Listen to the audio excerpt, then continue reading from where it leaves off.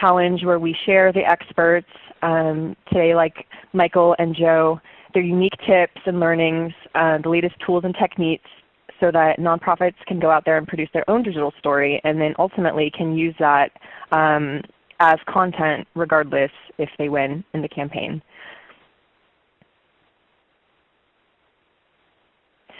So this year the campaign is from August 26th through September 26th, where we will be hosting a series of webinars like this one and interactive events, live tweet chats, all really meant to highlight content and tools to help nonprofits produce a 2-minute YouTube video, a short Vine or Instagram video, or a 5-photo Flickr slideshow for some really great cash prizes.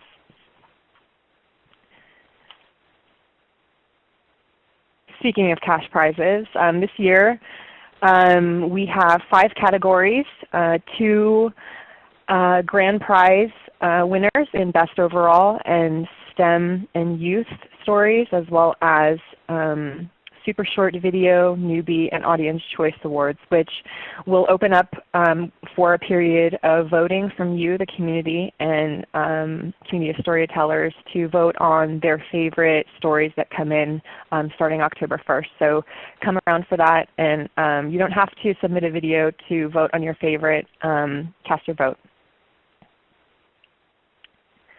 And just wanted to give you a snapshot of some of our upcoming events.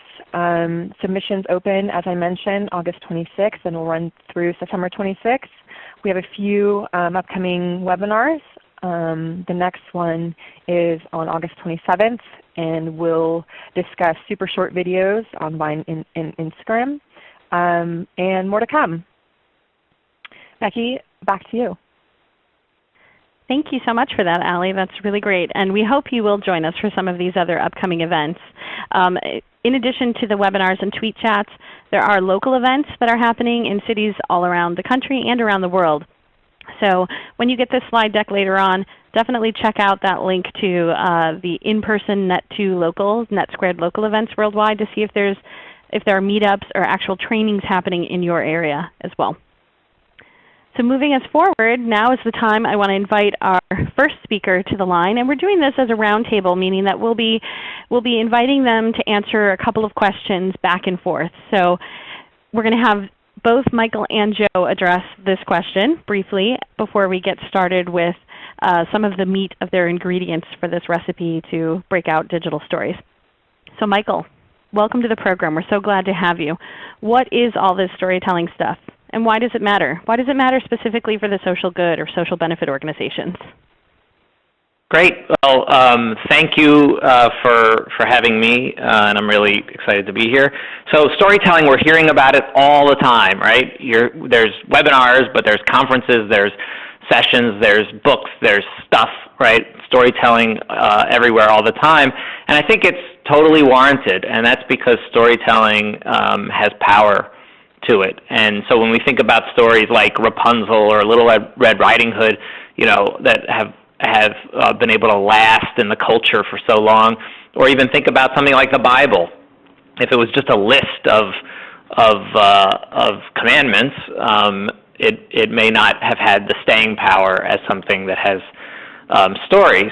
And we're introduced to these stories at a very young age. You know, stories become part of our lives at a very early time, and it's not just for fun. And so there's more and more research. There's this guy, Michael Gazzaniga,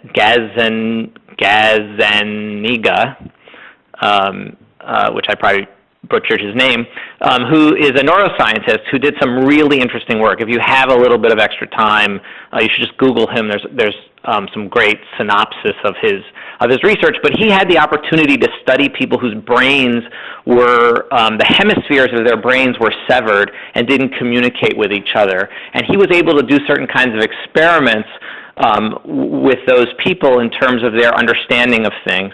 And it turns out that stories, he calls it the interpreter, the part of the brain that basically makes sense of the two separate hemispheres of the brain. And the way it makes sense of it is through stories. And that basically our brain requires stories to understand things. And so where this research and where this thinking goes is to the idea that everything we believe to be true, everything that moves us to action in the world, is because there's a story in our mind that illustrates that represents that for us, and probably not just one story, right, but stories collected together to interpret the world for us. And so when we talk about the storytelling thing, it is central to human behavior and to human life, and it's certainly central to getting people engaged with and active on the things that we care about and that we want people to work on, the issues and the organizations that we work for. So I want to end this piece with just a quote from Marshall Ganz. If you don't know about Marshall Ganz, he is a storyteller who's at the Harvard Kennedy School. He was the communications director for Cesar Chavez and the United Farm Workers, and took what he learned about getting people active into academia around storytelling. But he talks about it as public narrative, and that as a leadership practice. And this is my favorite definition of leadership. Is really this idea of accepting responsibility for enabling others to achieve purpose in the face of uncertainty.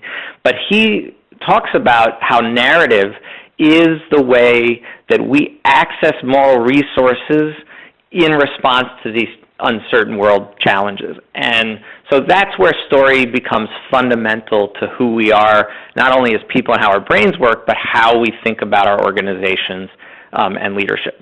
And so with that, I'm going to turn it back over for Joe. That's great. Thank you so much for that, Michael. So Joe, I would love for you to answer the same question from your vantage point. What is all this storytelling stuff, and why does it matter? Why does it matter for the social good? And get my mute to work. There you go. You know, for me, that was a great setup, Michael. In a way, I think pulling back the perspective on this of the use of storytelling as a kind of core enabling process is really the best place to start. But you know, when we're thinking about how different the world that we're in now is than maybe the world of mid-century industrial America or mid-century industrial capitalism around the world, you know, a lot of the idea of understanding was the sharing of data and information. The idea was if you're going to get it right, you're going to break it into little parts and control the little parts by a clear, you know, dissection of the information needed to get to somebody else. Storytelling, on the other hand, is a kind of bringing back together process, a making whole process. So when we think about story, you know, we're thinking about the things that it does for us, in addition to helping, you know, as Marshall Ganz is suggesting, kind of giving us the power to communicate purpose. It also helps with us just working through processes of self-understanding. You know, Roger Schenck, who's a guy working in cognitive sciences, argued we don't tell stories because we need to be understood by others. We tell stories to understand if we're crazy or not, meaning to make sense of the world through explaining our experience to other people. And so a lot of story work starts with, how do I understand what happened to me in experience? And how does that changing understanding, that changing level of insight, allow me to communicate something new, something insightful about the way the world works, and particularly useful to the moment I'm in with the group of people I'm with. And related to that, obviously, is when you hear those kind of stories, it opens up your heart, it opens up your sense of connection to others, and it allows you to persevere through experience. And inevitably, doing that builds community. All of us have been at a dinner table where at one moment we're listening to other people talk about, you know, very superficial things, and somebody says, you know, like I will say now, today's the 40th anniversary of the death of my father. And his legacy as a union organizer resides in my body. And thinking about what that means And my just bringing that piece of intimacy, that piece of information, suddenly changes the nature of the connections with all of us in a new way. And then finally, it does what we all want to do with our nonprofits. It does provide information. It can say what you do and why you do it. Digital storytelling, obviously, is a very specific idea. And those of us who come out of theater like myself or traditional storytelling, we don't privilege the digital or other kinds of storytelling mechanisms, the text, et cetera, but we know we live in a screen culture. And I'm at the home of an artist named Guillermo Gomez Peña, and he said in the 90s, the existential question of the 21st century is TV or not TV, which is the idea that if you don't exist in the screen culture, you sort of don't exist. And so we've worked, and obviously Michael has too, helping people try to be part of a screen culture where a lot of information is visual and audiovisual, and we need to be effective writers in that. And the process of this, obviously, is that it gives you these wonderful mechanisms to share, and these short videos that TechSoup is working on as part of the Global Challenge is exactly the way a lot of us are consuming information on Facebook, on Twitter. We love connecting to the little YouTube video that sort of gives us a really quick overview in both an audio and a visual sense. And these can be used in countlessly different ways. And with that, I went fast because I want to leave some room at the end. Let's move on. That's terrific. Thank you so much for that, Joe. And so while we have the context set up, we have 350 people on the line with us right now. So we want to make sure everybody's on the same page moving forward as we talk about now the ingredients, the real pieces that make a compelling, good story that can help it stand out from all the rest. So, I want to mention quickly that we've done this webinar we've done this Storymakers campaign, digital storytelling campaign for now 5 years, right? I think something like that. And so we've done so many events like this that have all of the how-tos and the nuts and bolts and the logistical things of framing and lighting and all of those types of articles and content. And so today what we really wanted to help people do in this first webinar and in this Storymakers campaign this year is really to figure out what it is that makes one story sparkle over another. Because there is so much content out there now. We're bombarded day in and day out with stories and news clips and video clips and cats on YouTube and cats on Facebook and cats everywhere ruling the internet. So we really want to make sure that you come away with from today's event having some key things that you can think about when you're creating your stories that will make it stand out. And so that's where I want to bring Michael back on the line to talk about how you can use story as the center of your bigger strategy to help your organization, help your cause, help your story stand out. What are those ingredients that can help inspire a breakout story? Great. Thanks. I think, obviously there's a lot of different things that can do that, and we don't have, I'm going to spend the next 10 minutes talking about it. So I'm going to just pick a few that I think could really be helpful to cause-oriented storytellers. And so, for me, the first one is really figuring out who's the hero of your story.